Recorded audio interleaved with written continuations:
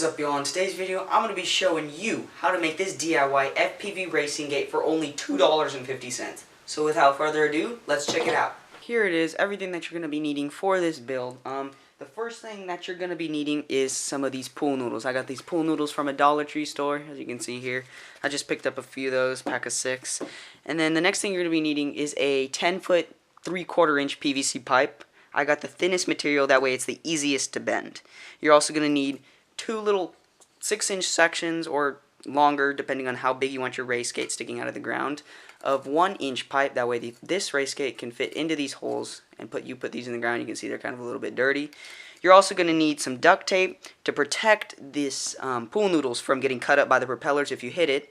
And to make it, you're going to need these PVC cutters. You're also going to need a tape measure and an X-Acto blade. So let's get started. So the first thing you're going to want to do is begin by cutting all of the PVC pool noodles right down the middle, like so. Repeat again on the other pool noodle. Now the next step is going to be to measure out to 60 inches and mark it with a pen. Then cut. And after cutting, you should have 2 equal 5-foot segments.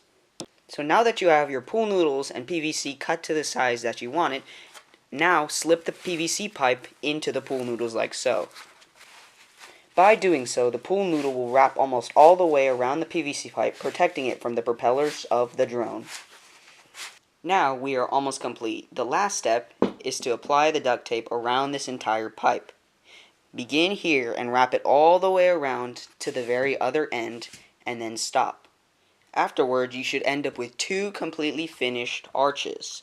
Now, the next step and final step would be to cut out some little 6-inch to 10-inch pieces of 1-inch PVC.